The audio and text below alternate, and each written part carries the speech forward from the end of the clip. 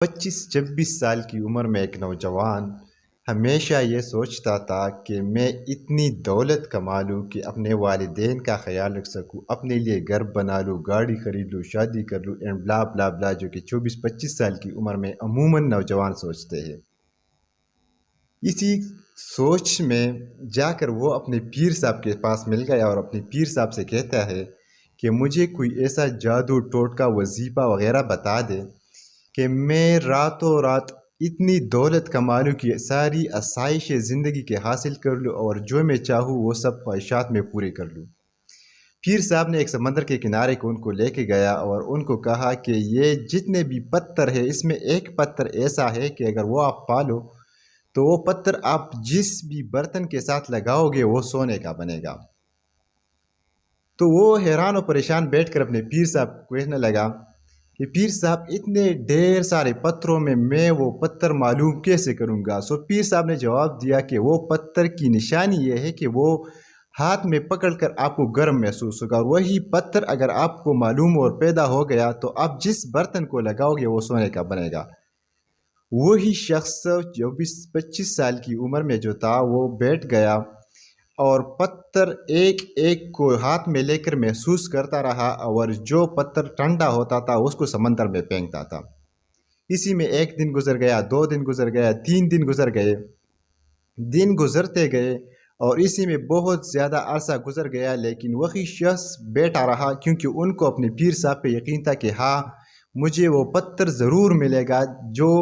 ہاتھ میں گرم محسوس ہوگا، اور پھر اس کو پا کر جس برتن سے میں لگاؤں گا وہ سونے کا ہو جائے گا، اور انہی سے میں اتنی دولت کما لوں گا کہ زندگی کی ساری آسائشوں کو حاصل کر لوں۔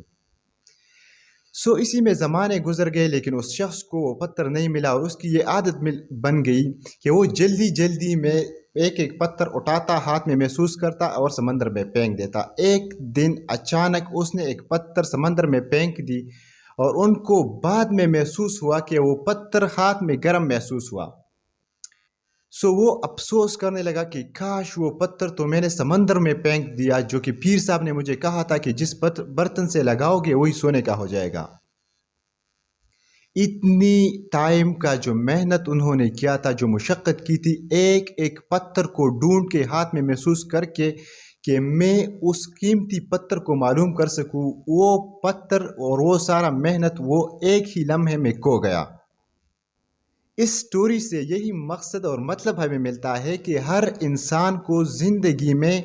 تھوڑی محنت کرنے کے بعد ایک ایسا موقع ملتا ہے کہ جس کو وہ موقع زندگی کے کامیاب ترین لمحوں تک لے جا سکتا ہے،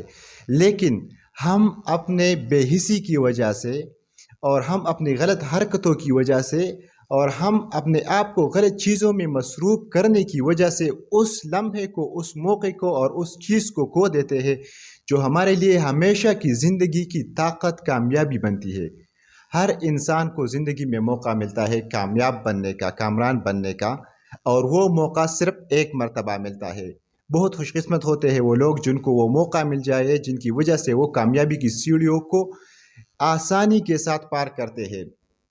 ہم نوجوانوں کو یہ چاہیے کہ ہمیشہ اپنے گولز، اپنے مشن اور ویژن پہ فوکسڈ رہے۔ اللہ تعالیٰ ہمیں زندگی میں اپنے محنت کے بل بوتے پر ایک دن ایسا موقع ضرور دے گا کہ ہم کو کامیابی کی سیڑھیوں پر بہت آسانی سے پہنچائے گا، اور ایک دن ہم اپنے مشن میں یا ویژن میں کامیاب و کامران ہوں گے۔ Thank you so much. It's all about today's video.